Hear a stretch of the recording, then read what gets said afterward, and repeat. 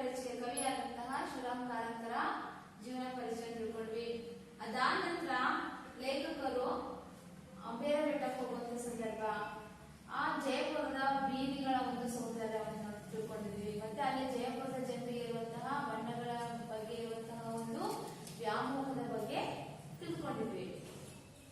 ಹಾಗಾದ್ರೆ ಜಯಪುರದ ಜನರಿಗೆ ಯಾವ ಬಣ್ಣಗಳು ಇಷ್ಟ? ಜಯಪುರದ ಜನರಿಗೆ ಯಾವ ಬಣ್ಣಗಳು ಇಷ್ಟ? ಕೆಂಪು, ಹಳದಿ ಮತ್ತೆ ಕಿತ್ತಳೆ. ಜಯಪುರದ ಪೂರ್ವದ ರಾಜಧಾನಿ ಯಾವುದು? ಜಯಪುರದ ಪೂರ್ವದ ರಾಜಧಾನಿ ಯಾವುದು? ನೆಕ್ಸ್ಟ್ ಈಗ ಜಯಪುರದ ಬೀದಿಗಳು ಹಾಗೂ ಅದರ ಸೌಂದರ್ಯದ ಬಗ್ಗೆ ನಾವು ತಿಳ್ಕೊಂಡಿದ್ವಿ. ಈಗ ನೆಕ್ಸ್ಟ್ ನೋಡೋಣ ಮಕ್ಕಳೇ. ನೆಕ್ಸ್ಟ್ ಲೇಖಕರು ಅಂಬೇರ ಬೆಟ್ಟದಿಂದ ಮುಂದೆ ಅಲ್ಲಿರುವಂತಹ ಒಂದು ದೇವಾಲಯಗಳಿಗೆ ಹೋಗ್ತಾರೆ. ನೋಡೋಣ ಅಲ್ಲಿ ಏನಿದೆ ಎನ್ನುವಂಥದ್ದನ್ನ. ಪಠ್ಯಪುಸ್ತಕ ತಂದಿದ್ದೇವಲ್ವಾ? Okay, page number 11. ಅರಮನೆಯ ಮೊದಲ ಅಂತಸ್ತಿನಲ್ಲಿ ಪುಟ್ಟ ದೇವಾಲಯವಿದೆ. ಈ ಪುಟ್ಟ ಮಂದಿರ ಚಿತ್ರ ಕೆಲಸಗಳಿಂದ ಕೂಡಿದ ಹಾಲುಗಲ್ಲಿನ ರಚನೆಯಿಂದ ಕೂಡಿದೆ. ಗೋಡೆಗಳೆಲ್ಲವೂ ಹಾಲುಗಲ್ಲಿನವೇ, ನೆಲವೂ ಅದರದ್ದೇ, ಸ್ತಂಭಗಳು ಅವುಗಳದ್ದೇ. ಗುಡಿ ಚಿಕ್ಕದಾಗಿದ್ದರೂ ಶಾಂತವಾಗಿ ಕಾಣಿಸುವ ಮಂದಿರ. ಗುಡಿಯ ವಿಗ್ರಹ ಮಾತ್ರ ಆಕಾರ ಹಾಗೂ ಅಲಂಕಾರಗಳಿಂದ ಅಷ್ಟೊಂದು ಶೋಭಿಸದು. ಇಲ್ಲಿಯ ಗುಡಿಯನ್ನು ನೋಡಿ ಮೇಲಿನ ಅಂಗಳವನ್ನೇರಿ ಹೋದರೆ ದೊಡ್ಡದೊಂದು ಸಭಾಂಗಣ ಬರುತ್ತದೆ. ಇದು ವಿಶಾಲವಾದ ಹಾಲುಗಲ್ಲಿನ ರಚನೆ. ಅದರ ಚಾವಣಿ ರಜಪುತಾನದ ಶೈಲಿಯ ಕಮಾನು ಮತ್ತು ಕಂಬಗಳು ತುಂಬಾ ಲಲಿತವಾಗಿದ್ದು ಪರಸ್ಪರ ಹೊಂದಿಕೊಂಡು ಈ ರಚನೆಗೆ ಚೆಲುವನ್ನು ನೀಡಿವೆ. ಎದುರಿನ ಅಂಗಳವು ಸಾಕಷ್ಟು ವಿಶಾಲವಾಗಿದೆ. ಇಲ್ಲಿಂದ 3ನೆಯ ಅಂತಸ್ತಿಗೆ ಹೋದರೆ ರಾಜರ ಅಂತಃಪುರವನ್ನು ನೋಡಬಹುದು.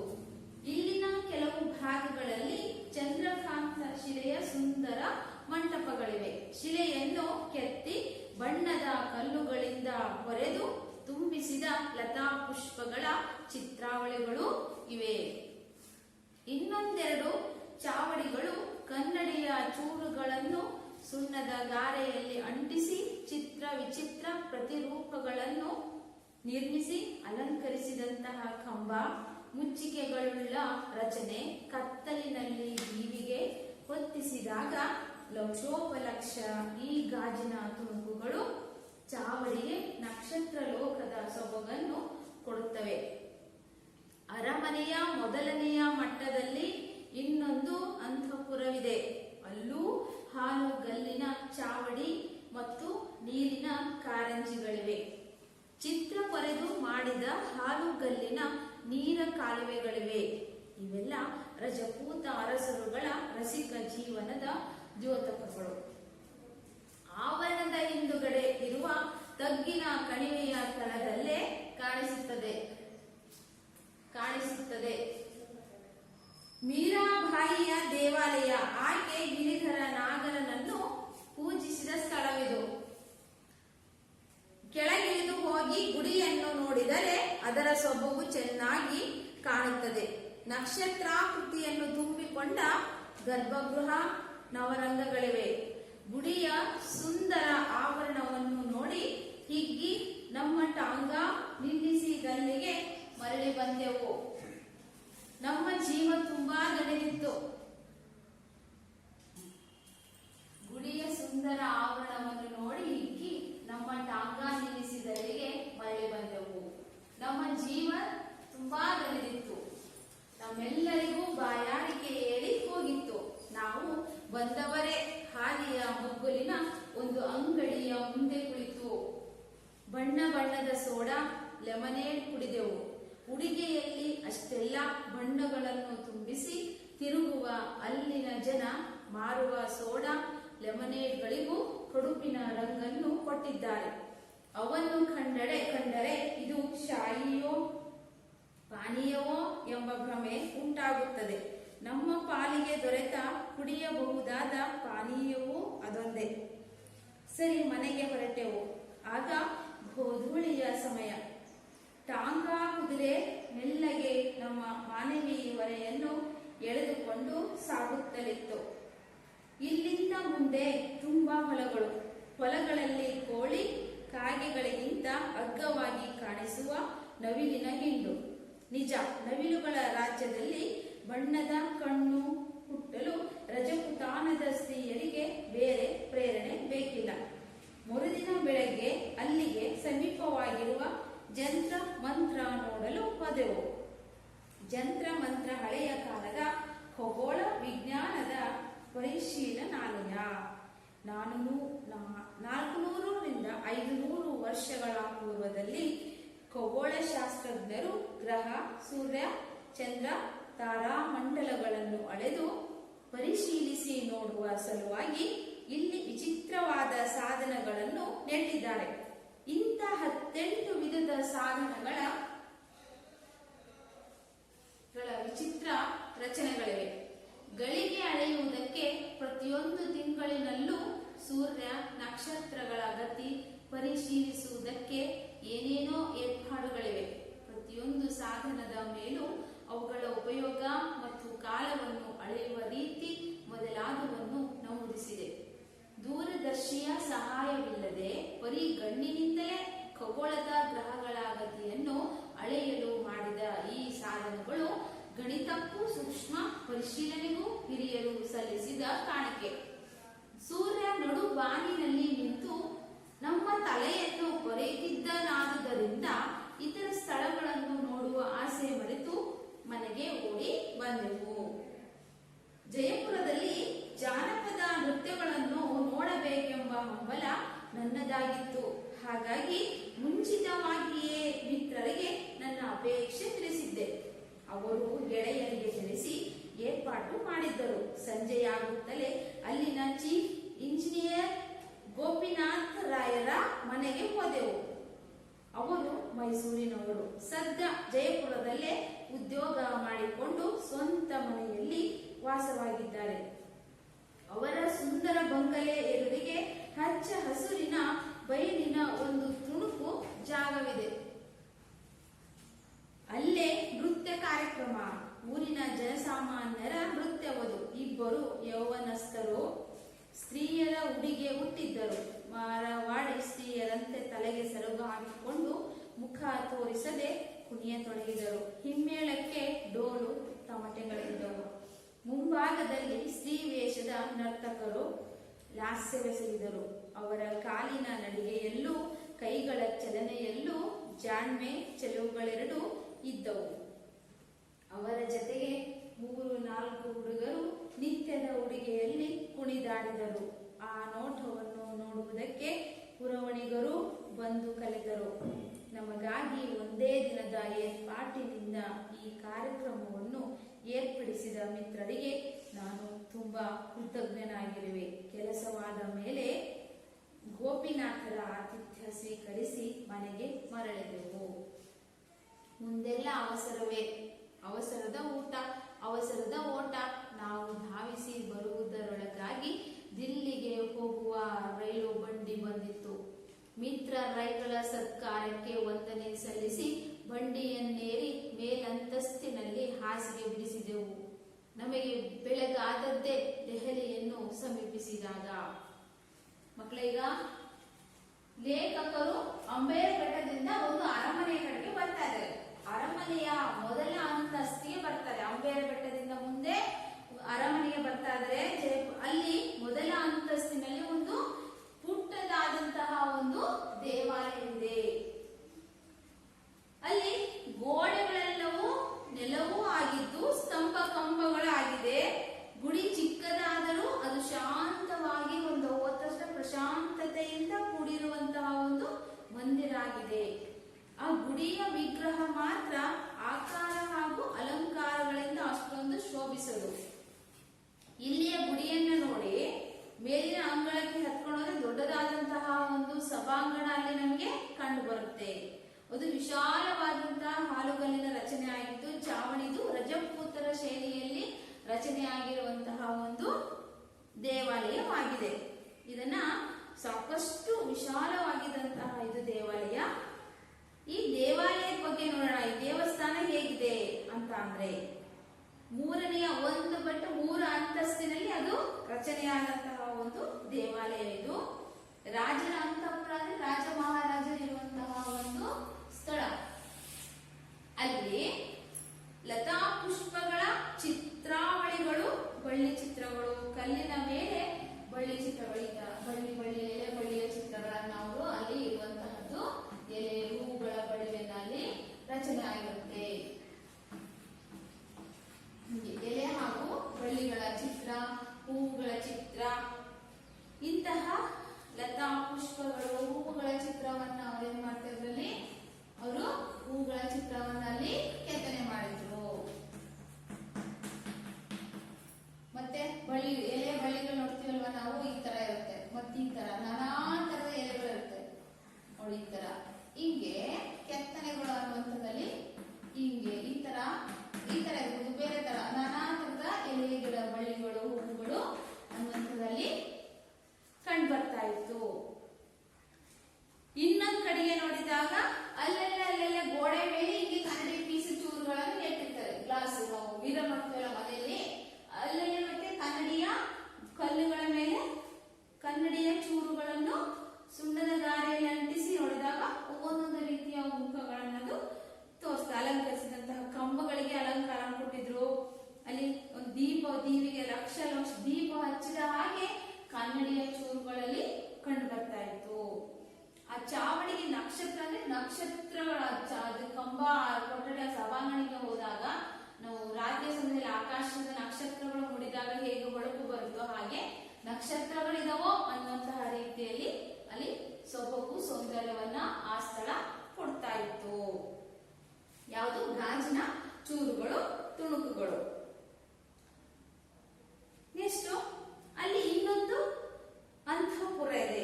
ರಾಜರ ಮಹಾರಾಜರು, ರಾಜಕುಮಾರಿಯರು, ರಾಣಿಯರು, ಮಹಾರಾಣಿಯರು ಇರುವಂತಹ ಒಂದು ಸ್ಥಳ.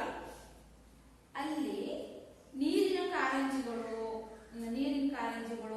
ಮತ್ತೆ ನೀರ್ ಕಾಲುವೆಗಳು ಇವೆಲ್ಲವುಗಳು ಆಗಿನ ಒಂದು ಅರಮನೆಯಲ್ಲಿ ನಿರ್ಮಾಣವಾಗಿತ್ತು. ಅದಾದ ನಂತರ ಇನ್ನೊಂದು ಅರಮನೆಯ ಆವರಣದ ಹಿಂಭಾಗಕ್ಕೆ ಹೋಗ್ತಾರೆ. ಅಲ್ಲಿ ಮೀರಾಬಾಯಿ ದೇವಾಲಯವಿದೆ. ಅಲ್ಲಿ ಯಾರ ದೇವಾಲಯ ಇದೆ? ಮೀರಾಬಾಯಿ ದೇವಾಲಯ. ಮೀರಾಬಾಯಿ ದೇವಾಲಯ ಇದು ವಿಶೇಷತೆ ಎಕ್ಸಾಮ್ ಬರುತ್ತೆ. ಮೀರಾಬಾಯಿ ದೇವಾಲಯ ವಿಶೇಷತೆ. ಅಲ್ಲಿ ಗಿರಿಧರ ನಾಗರ, ಅಲ್ಲಿ ವಿಶೇಷವಾಗಿ ನಾಗರ ದೇವರನ್ನ ಪೂಜಿಸುವಂತಹ ಒಂದು ಸ್ಥಳ ಅಲ್ಲಿ ಇದೆ. ಕೆಳಗಿಳಿದು ನೋಡಿದಾಗ ಅಲ್ಲಿ ಆ ಗುಡಿಯನ್ನ ನಕ್ಷತ್ರ ಕೃತಿಯನ್ನು ತುಂಬಿಕೊಂಡಂತಹ ಗರ್ಭಗೃಹ ಅನ್ನುವುದರಲ್ಲಿ ನವರಂಗಗಳಿವೆ, 9 ರಂಗಗಳಿವೆ. ಅಲ್ಲಿ ನಾವು ನೋಡಿದ್ವಿ. ಗರ್ಭಗೃಹ ಅಂದ್ರೆ ದೇವಸ್ಥಾನದ ಒಂದು ದೇವರನ್ನು ಇಡುವಂತಹ ಒಂದು ಸ್ಥಳ. ಅಲ್ಲಿ ಆ ಗುಡಿಯ ಸುಂದರ ಆವರಣವನ್ನು ನೋಡಿದ ತಕ್ಷಣ ಲೇಖಕರಿಗೆ ತುಂಬಾ ಖುಷಿ ಆಯ್ತು, ಹಿಗ್ಗಿದ್ರು, ಸಂತೋಷ ಪಟ್ರು. ಅವರಲ್ಲಿ ಟಾಂಗ ನಿಲ್ಲಿಸಿದಲ್ಲಿಗೆ ಮಳೆ ಬಂತು. ತುಂಬಾ ಟಾಂಗ ಗಾಡಿ ನಿಂತಿತ್ತಲ್ವಾ, ಅಲ್ಲಿಗೆ ಮಳೆ ವಾಪಸ್ ಅವರು ಬಂದರು. ನಮ್ಮ ಜೀವ ತುಂಬಾ ದಣದಿತ್ತಂದ್ರೆ ಆವಾಗಲೇ ಆಲ್ರೆಡಿ ಅವರಿಗೆ ತುಂಬಾ ಸುಸ್ತಾಗಿತ್ತು. ಎಲ್ಲವರು ತುಂಬಾ ಬಾಯಾರಿಕೆ ಅನ್ನುವಂತಹದ್ದು ಅವರಿಗೆ ಉಂಟಾಗಿ ಮುಂದೆ ಹೋಗೋಣ ಅಂತ ಹೇಳಿದಾಗ ಅಲ್ಲೇ ದಾರಿಯ ಮಧ್ಯದಲ್ಲಿ ಒಂದು ಅಂಗಡಿಯ ಮುಂದೆ ಕೂತ್ಕೊಂಡು ವಿವಿಧ ಬಣ್ಣದ ಸೋಡಾ ಅವಗಳೆಲ್ಲ ಏನ್ ಮಾಡ್ತಾರೆ, ಸ್ವೀಕರಿಸ್ತಾರೆ. ಅಷ್ಟೆಲ್ಲ ವಿವಿಧ ಬಣ್ಣಗಳನ್ನ ಹೊಂದಿರುವಂತಹ ಜನರ ಬಟ್ಟೆಗಳನ್ನ ನೋಡ್ತಾರೆ. ಹಾಗೆ ಪಾನೀಯ ಅನ್ನುವಂತಹ ಭ್ರಮೆ ಉಂಟಾಗಿ ಅಲ್ಲಿ ಕುಡಿಯಬಹುದಾದ ಪಾನೀಯವು ಅಲ್ಲಿ ಸಿಕ್ಕುತ್ತದೆ. ಯಾವುದು? ಸೋಡಾ ಕುಡಿದಂತಹ ಪಾನೀಯಗಳು. ಅದನ್ನೇ ಕುಡಿದು ಏನ್ ಮಾಡ್ತಾರೆ, ಸರಿ ಮುಂದೆ ಹೋಗೋಣ ಅಂತಂದು ಹೊರಡ್ತಾರೆ. ಗೋಧೂಳಿಯ ಸಮಯ, ಅವಾಗಲೇ ಸಂಜೆ ಆಗ್ತಾ ಬಂತು. ಟಾಂಗ ಕುದುರೆಯನ್ನ ಏರಿ ಮೆಲ್ಲಗೆ ಅವರು ಮುಂದೆ ನಡೀತಾ ಇದ್ದಾರೆ. ಆ ಹೊಲಗಳಲ್ಲಿ ತುಂಬಾ ಹೊಲ ಇತ್ತು. ಆ ಹೊಲಗಳಲ್ಲಿ ಕೋಳಿ ಕಾಗೆಗಳ ಸಮೂಹ, ನವಿಲುಗಳ ಹಿಂಡು ಅವುಗಳೆಲ್ಲವೂ ಇತ್ತು. ಹಾಗೆ ರಜಪೂತಾನದ ಸ್ತ್ರೀಯರಿಗೆ ಬೇರೆ ಪ್ರೇರಣೆ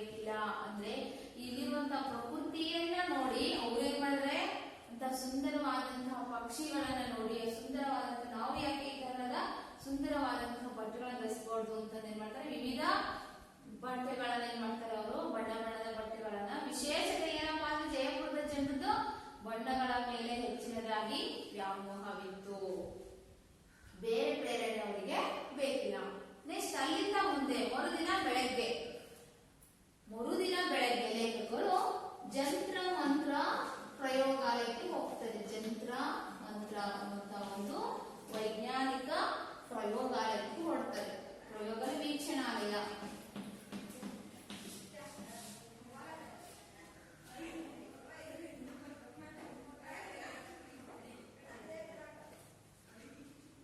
ಈಗ ಮರುದಿನ ಅಲ್ಲಿಂದ ಲೇಖಕರು ಹೊರಡುತ್ತಾರೆ. ಮೀರಾಬಾಯಿಯ ದೇವಾಲಯದಲ್ಲಿ ಯಾರನ್ನು ಪೂಜಿಸುವ ಸ್ಥಳವಿದೆ? ಮೀರಾಬಾಯಿಯ ದೇವಾಲಯದಲ್ಲಿ ಯಾರನ್ನು ಪೂಜಿಸುವ ಸ್ಥಳವಿದೆ? ಪ್ರಯೋಗ ಗೊತ್ತಾಗ್ತಿದೆಯಾ? ಯಾರು? ಗಿರಿಧರ ನಾಗರ. ನೆಕ್ಸ್ಟ್ ನೋಡೋಣ, ಜಂತ್ರ ಮಂತ್ರ ಖಗೋಳ ವಿಜ್ಞಾನದ ಒಂದು ವೀಕ್ಷಣಾಲಯ ಸ್ಥಳ ಇದು. ಸರಿಸುಮಾರು 400ರಿಂದ 500 ವರ್ಷಗಳ ಪೂರ್ವದಲ್ಲಿ ಖಗೋಳ ಶಾಸ್ತ್ರಜ್ಞರು ಅಂದ್ರೆ ಯಾರಂದರೆ ಆಕಾಶಕಾಯಿಗಳ ಬಗ್ಗೆ ಅಧ್ಯಯನವನ್ನ ಮಾಡುವಂತಹ ಭೂಗೋಳ ಶಾಸ್ತ್ರಜ್ಞರು. ಅವ್ರು ಏನ್ ಮಾಡ್ತಾರೆ, ಭೂಗೋಳ ಶಾಸ್ತ್ರಜ್ಞರು ಗ್ರಹ, ಸೂರ್ಯ, ಚಂದ್ರ ಅನ್ನುವಂತಹ ತಾರಾಮಂಡಲಗಳು, ಆಕಾಶಕಾಯಿಗಳ ಬಗ್ಗೆ ಏನ್ ಮಾಡ್ತಾರೆ, ಅಧ್ಯಯನವನ್ನ ಮಾಡುವಂತದ್ದು. ಅವುಗಳನ್ನ ಪರಿಶೀಲಿಸಿ ಅವುಗಳನ್ನ ಅಧ್ಯಯನವನ್ನ ಮಾಡಿ ಸಾಧನಗಳನ್ನ ಕಂಡುಹಿಡಿಯುವಂಥದ್ದು. ಮಕ್ಕಳಲ್ಲಿ ನೋಡಿರ್ಬೋದು, ಈ ಆಕಾಶಕಾಯಿಗಳ ಬಗ್ಗೆ ಅಧ್ಯಯನವನ್ನ ಮಾಡಿದ್ರೆ ಮಂಗಳ ಗ್ರಹದಲ್ಲಿಯೂ ಮಾನವನು ವಾಸ ಮಾಡಬಹುದು ಅನ್ನುವಂಥದ್ದನ್ನು ಅವರು ಅಧ್ಯಯನ ಮಾಡಿದ್ದಾರೆ.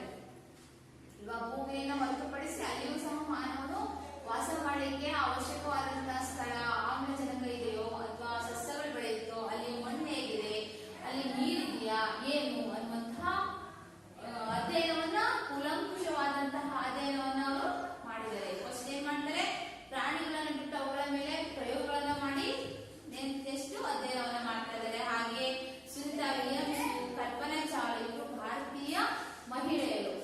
ಇವರು ಸಹ ಏನ್ ಮಾಡಿದ್ರು, ಆಕಾಶಕಾಯಿಗಳಿಗೆ ಹೋಗ್ಬಿಟ್ಟು ಅಧ್ಯಯನವನ್ನು ಅವರು ಮಾಡಿದ್ರು. ಇಂತಹ 18 ಸಾಧನಗಳ ಕುರಿತು ಏನ್ ಮಾಡ್ತಾರೆ, ವಿಚಿತ್ರವಾದಂತಹ ಸಮಯದ ಅಳತೆ ಮತ್ತೆ ಸೂರ್ಯನನ್ನ ನೋಡಿ ಸೂರ್ಯ ನಕ್ಷತ್ರಗಳನ್ನ ತಿಳಿಯುವ ಒಂದು ಪರಿಶೀಲಿಸುವಂತಹ ಒಂದು ಏರ್ಪಾಟನ್ನು ಅವರು ಮಾಡ್ತಾ ಇದ್ದಾರೆ. ಹಾಗೆ ಅವರು ಬರೀ ಕಣ್ಣಿನಿಂದಲೇ ಖಗೋಳದ ಗ್ರಹಗಳ ಗತಿಯನ್ನು ಅಳೆಯುವಂತಹ ಒಂದು ಸಾಧನ, ಗಣಿತಕ್ಕೂ ಸೂಕ್ಷ್ಮವಾದಂತಹ ಪರಿಶೀಲನೆಯನ್ನು ಅವರು ಹಿರಿಯರು ಸಲ್ಲಿಸಿದಂತಹ ಕಾಣಿಕೆಯನ್ನು ಅವರು ಸಲ್ಲಿಸ್ತಾರೆ.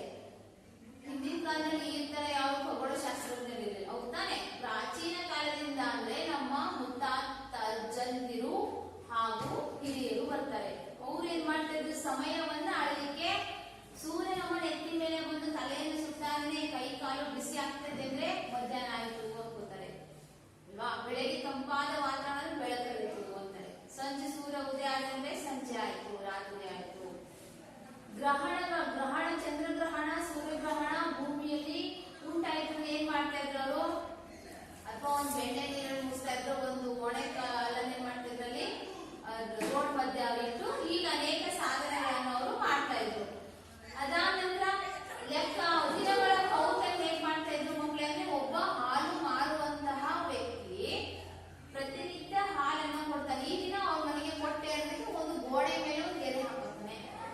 ಫಸ್ಟ್ ಈ ತರ ಲಿಪಿ ಅನ್ನುವಂಥದ್ದು ಬರವಣಿಗೆ ಬಂತು ಹಿಂದಿನ ಕಾಲದಿಂದ. ಮತ್ತೆ 2 ದಿನ ಹಾಲು, ಮತ್ತೆ ಈ ಕೌಂಟ್ ಮಾಡ್ತಾ ಏನಾಯ್ತು, ಗೆರೆ ಮುಖಾಂತರ ಏನಾಯ್ತು, ಅದು ಬರವಣಿಗೆ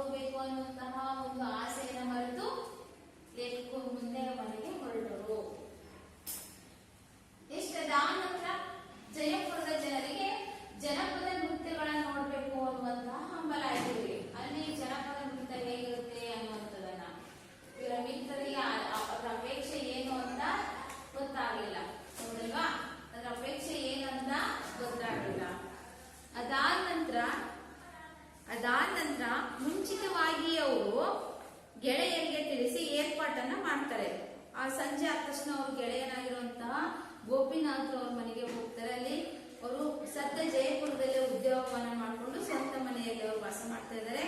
ಅವ್ರ ಮನೆ ಹಚ್ಚ ಹಸಿರಿನಿಂದ ಕೂಡಿತ್ತು. ಅಲ್ಲಿ ನೃತ್ಯದ ಕಾರ್ಯಕ್ರಮ ಇತ್ತು. ಹಾಗೆ ವಿಶೇಷವಾಗಿ ಹೆಣ್ಮಕ್ಳು ಬಗೆ ಬಗೆಯ ಬಟ್ಟೆಗಳನ್ನ ಧರಿಸಿದ್ರು. ಹಾಗೆ ನೃತ್ಯವನ್ನ ಮಾಡ್ತಾ ಇದ್ರು, ನರ್ತನವನ್ನ ಮಾಡ್ತಾ ಇದ್ರು. ಅವರ ನೃತ್ಯದಲ್ಲಿ ಒಂದು ಚಲನೆ, ಜಾಣ್ಮೆ ಎನ್ನುವಂಥದ್ದು ಕಂಡು ಬರ್ತಾ ಇತ್ತು. ಹಾಗೆಯೇ ಆ ನೋಟವನ್ನು ನೋಡ್ಲಿಕ್ಕೆ ಎರಡೂ ಕಣ್ಣು ಸಾಲದು. ನೆಕ್ಸ್ಟ್ ಕೆಲಸವಾದ ಮೇಲೆ ಗೋಪಿನಾಥರು ಆತಿಥ್ಯ ಸ್ವೀಕರಿಸಿ ನೆಕ್ಸ್ಟ್ ಮನೆಗೆ ವಾಪಸ್ ಬರ್ತಾರೆ. ಮುಂದೆಲ್ಲ ಅವಸರದ ಊಟ ಧಾವಿಸಿ ಬರುವುದರೊಳಗಾಗಿ ದಿಲ್ಲಿಗೆ ಹೋಗುವ ರೈಲು ಬಂಡಿ ಬಂದಿತ್ತು. ಮಿತ್ರ ರೈಗಳ ಸತ್ಕಾರಕ್ಕೆ ವಂದನೆಯನ್ನ ಸಲ್ಲಿಸಿ ಬಂಡಿಯನ್ನು ಏರಿ ಮೇಲಂತಸ್ತಿನಲ್ಲಿ ಹಾಸಿಗೆ ಬೀಸಿದವು.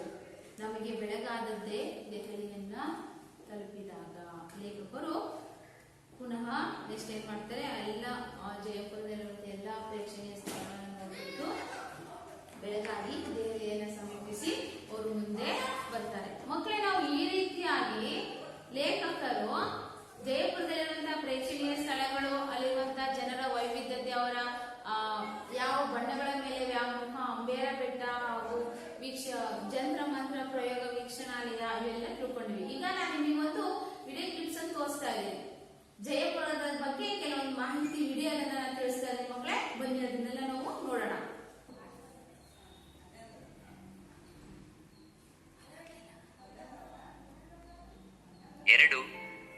ಬೆಳಗಿನ ತಾಣ ಜಯಪುರ.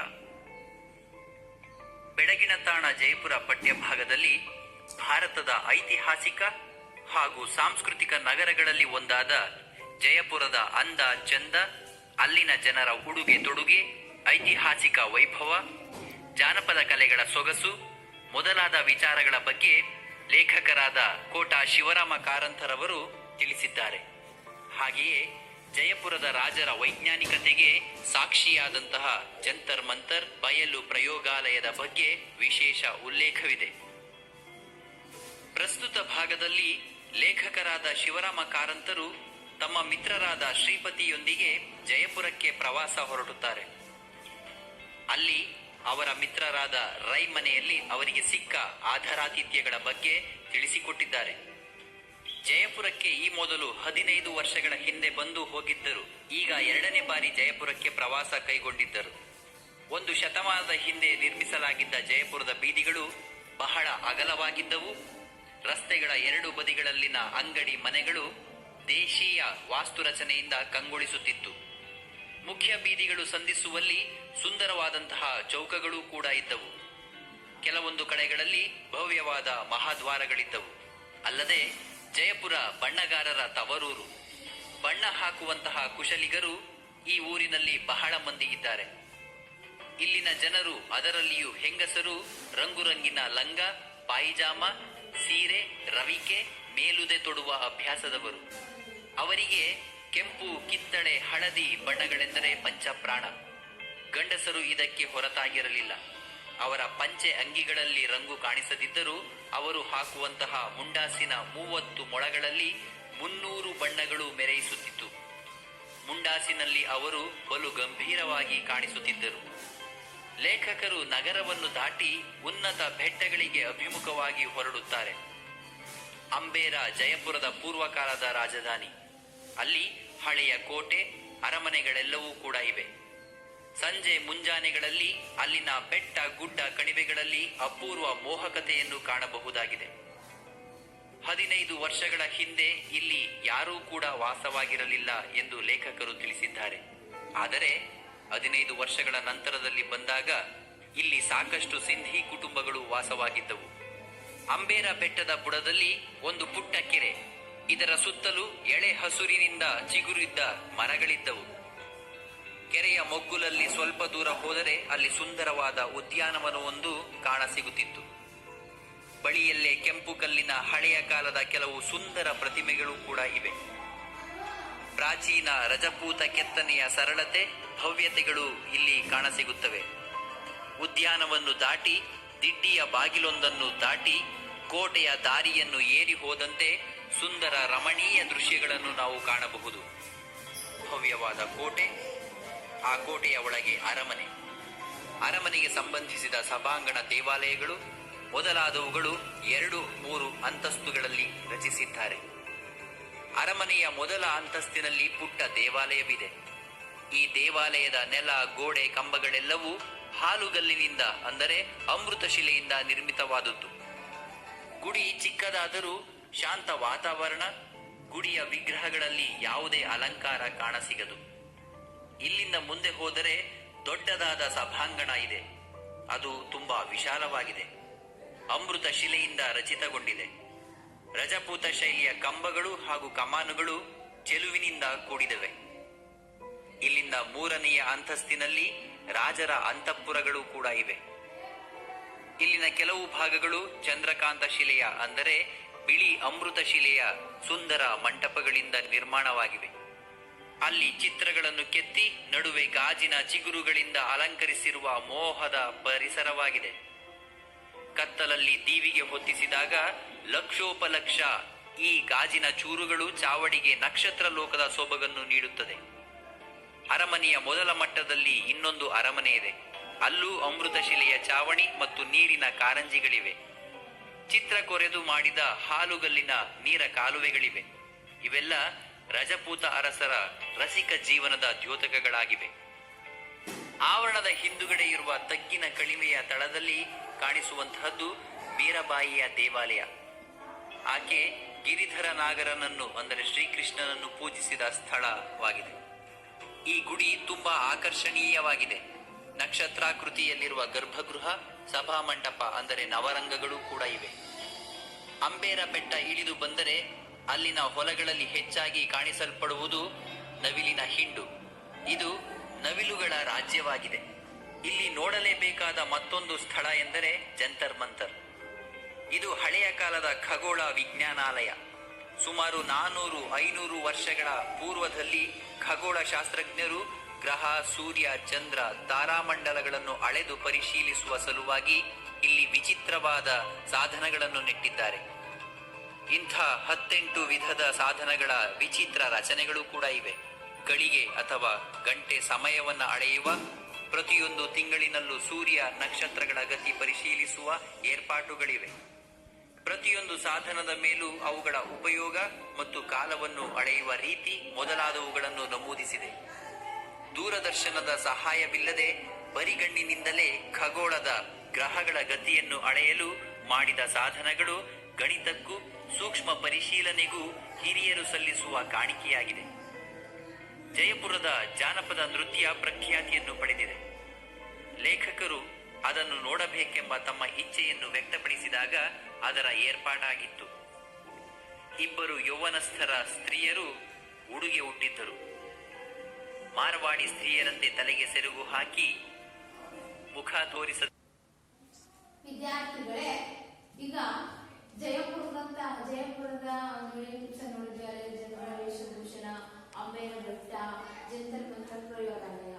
ಈಗ ನೆಕ್ಸ್ಟ್ ನಾವು ನೋಡೋಣ ಈ ಪಾಠದಲ್ಲಿರುವಂತಹ ಗ್ರಾಮ ವ್ಯಾಕರಣಾಂಶ. ಹಿಂದಿನ ತರಗತಿಯಲ್ಲಿ ನಾನು ಸಮಾಸಗಳಲ್ಲಿ ತತ್ಪುರುಷ ಸಮಾಸ, ಕರ್ಮಧಾರಯ ಸಮಾಸ ಹೇಳ್ಕೊಟ್ಟಿದ್ದೆ. ಈಗ ನಾನು ದ್ವಿಗು ಸಮಾಸ ಹೇಳ್ಕೊಡ್ತಾ ಇದ್ದೇನೆ.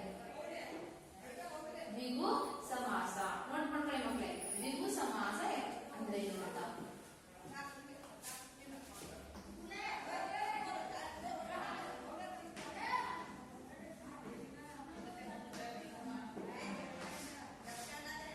ಮೂರನೇ ಪ್ರಕಾರ ದ್ವಿಗು ಸಮಾಸ.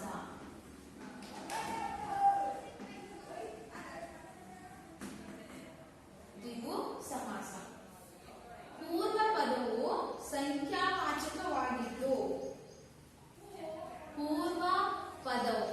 ಸಂಖ್ಯಾವಾಚಕವಾಗಿದ್ದು ಉತ್ತರ ಪದದಲ್ಲಿರುವ ನಾಮಪದದೊಡನೆ ಸೇರಿ ಆಗುವ ಸಮಾಸವೇ ದ್ವಿಗು ಸಮಾಸ. ಅವಾಗ ಹೇಳ್ಕೊಂಡೆ ನಾನು ಪೂರ್ವ ಪದ ಹಾಗೂ ಉತ್ತರ ಪದ ವಿಗ್ರಹವಾಕ್ಯ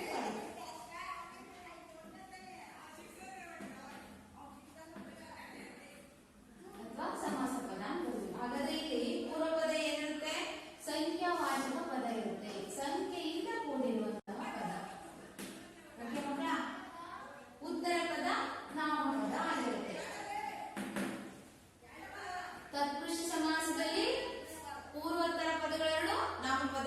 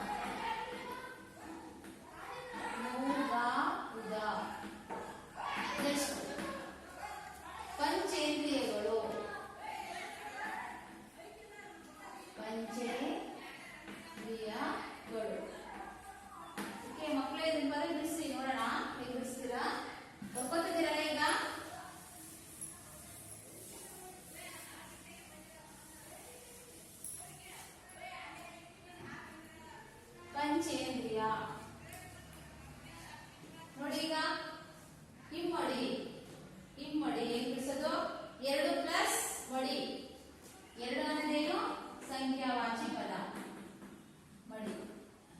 ನೆಕ್ಸ್ಟ್ ಮೂಗಾವುದ 3 ಪ್ಲಸ್ ಗಾವುದ.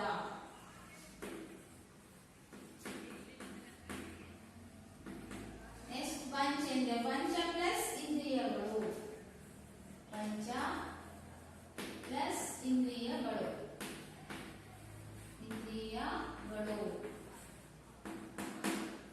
ಎರಡು ಸಂಖ್ಯಾವಾಚಿ 3 ಸಂಖ್ಯೆ ಪಂಚ ಅಂದ್ರೆ 5 ಇದು 5 ಇಂದ್ರಿಯಗಳು ಅಂತ ಅರ್ಥ. ಓಕೆ ಓಕೆ ನೆಕ್ಸ್ಟ್ ಸಪ್ತ ಸ್ವರಗಳು ಅಲ್ವಾ ಸಪ್ತ ಸ್ವರಗಳು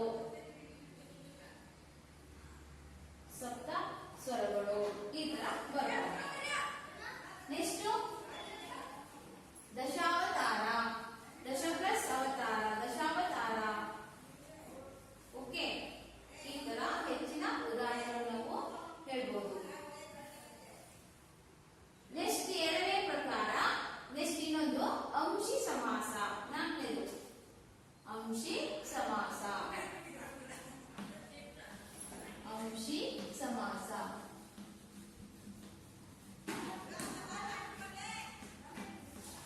ಅಂಶಿ ಸಮಾಸ ಡೆಫಿನಿಷನ್ ಕೊಡಿ. ಪೂರ್ವೋತ್ತರ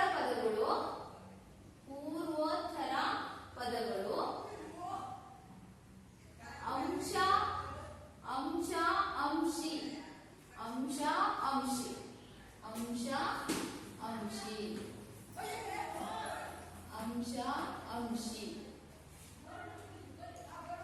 ಅಂಶಾಂಶಿ ಅಥವಾ ಅಂಶಾಂಶಿ ಭಾವ ಸಂಬಂಧದಿಂದ ಸೇರಿ ಭಾವ ಸಂಬಂಧದಿಂದ ಸೇರಿ ಪೂರ್ವ ಪದದ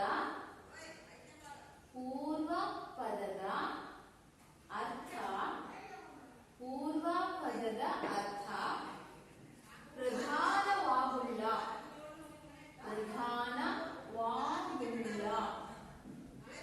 ಸಮಾಸವೇ ಅಂಶಿ ಸಮಾಸ.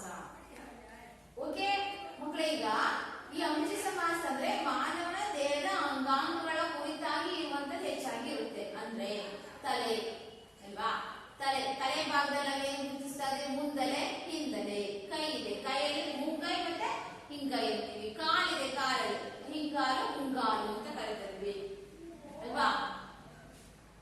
ಹಾಗೆ ಕೈ ಇದೆ, ಕೈಯ ಅಡಿ, ಕೈಯ ಕೆಳಭಾಗ, ಕೈಯ ಮೇಲ್ಭಾಗ ಅಲ್ವಾ. ಮೂಗಿದೆ, ಮೂಗಿನ ಪ್ಲಸ್ ತುದಿ ಮೂಗು.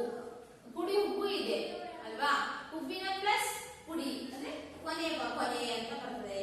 ಹೀಗೆ ಮಾನವನ ನಿತ್ಯದಲ್ಲಿ ಮಾತನಾಡುವಾಗ ನಾವು ಅಂಗೈ, ಮುಂದಲೆ, ಹಿಂದಲೆ, ಮುಂದಲೆ, ಹಿಂದಲೆ, ಹಿಂಗಾಲು, ಮುಂಗಾಲು, ಅಂಗೈ, ಮುಂಗೈ ಅಂತ ನಾವು ಇಂತಹ ಪದಗಳನ್ನು ನಾವು ಬಳಕೆ ಮಾಡ್ತೇವೆ. ಇಂತಹ ಪದಗಳಿಗೆ ಹೆಚ್ಚು ಹೇಳುವಂತಹದ್ದು ಅಂಶಿ ಸಮಾಸ. ಅಂಶಿ ಸಮಾಸ. ಓಕೆ ಬರ್ಕೊಳ್ಳಿ. ಉದಾಹರಣೆ ಅಂಗೈ.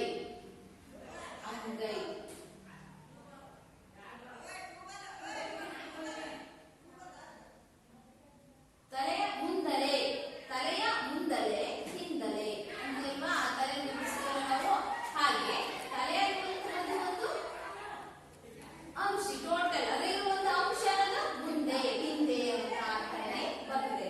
ಉದಾಹರಣೆ ಅಂಗೈ.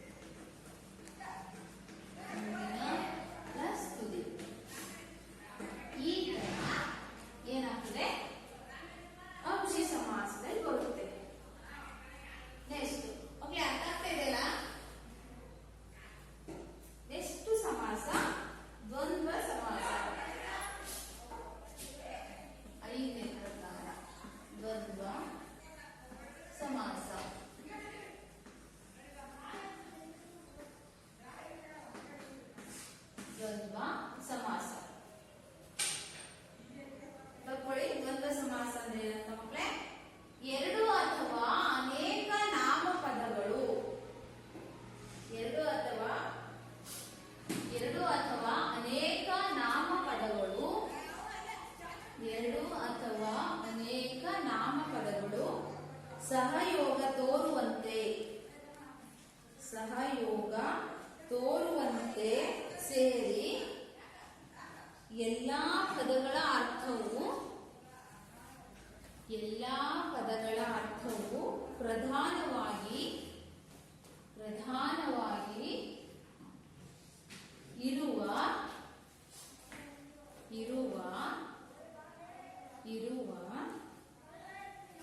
ಸಮಾಸವೇ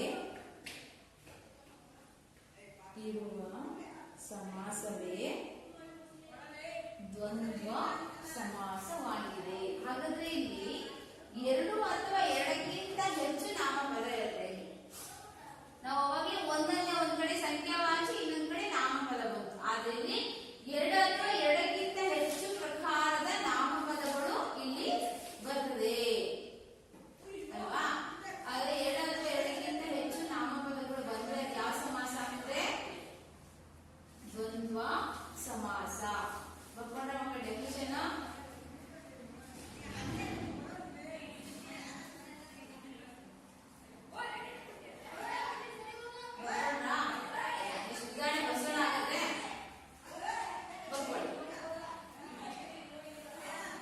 ಗುಡುಗು ಸಿಡಿಲು ಮಿಂಚುಗಳು.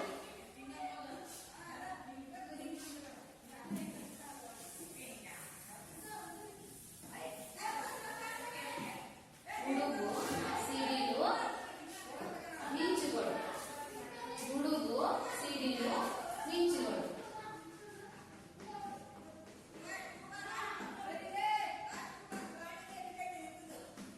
ಗುಡುಗು ಸಿಡಿಲು ಮಿಂಚುಗಳು. ಏನ್ ಬಿಡ್ತೀರಾ ಇದನ್ನ? ಗುಡುಗು ಸಿಡಿಲು ಮಿಂಚುಗಳು ಅಂದ್ರೆ ಒಂದಕ್ಕೊಂದು ಸಂಬಂಧವನ್ನು ನಾವು ಹೊಂದಿದೆ. ಇವೆಲ್ಲ ಗುಡುಗು ಮಿಂಚು ಏಕಕಾಲದಲ್ಲಿ ಒಂದೇ ರೀತಿ ಸಂಬಂಧ, ಆಕಾಶದಲ್ಲಿ ನಡೆಯುವಂತಹ ಒಂದು ಕ್ರಿಯೆ. ನೆಕ್ಸ್ಟ್ ಕೆರೆ ಕಟ್ಟೆ ಬಾವಿಗಳು. ಕೆರೆಯು ಪ್ಲಸ್ ಕಟ್ಟೆಯು ಪ್ಲಸ್ ಬಾವಿಗಳು ಎಲ್ಲರೂ ಒಂದರಲ್ಲೇ ಬರ್ತದೆ. ನೆಕ್ಸ್ಟ್ ಆನೆಯು ಕುದುರೆಯು ಒಂಟೆಯು. ಆನೆ ಕುದುರೆ ಒಂಟೆಗಳು. ಆನೆ ಕುದುರೆ ಒಂಟೆಗಳು. ನೆಕ್ಸ್ಟ್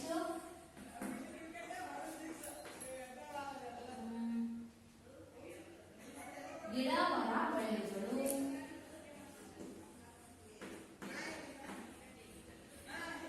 ಗಿಡ ಮರ ಬಳ್ಳಿಗಳು. ರಾಮ ಲಕ್ಷ್ಮಣರು.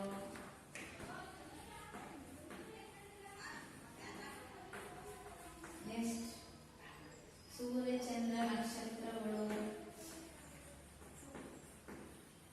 ಸೂರ್ಯ ಚಂದ್ರ ನಕ್ಷತ್ರಗಳು. ಇದ್ಯಾವುದೇ ಮಕ್ಕಳೇ ದ್ವಂದ್ವ ಸಮಾಸಕ್ಕೆ ಉದಾಹರಣೆ.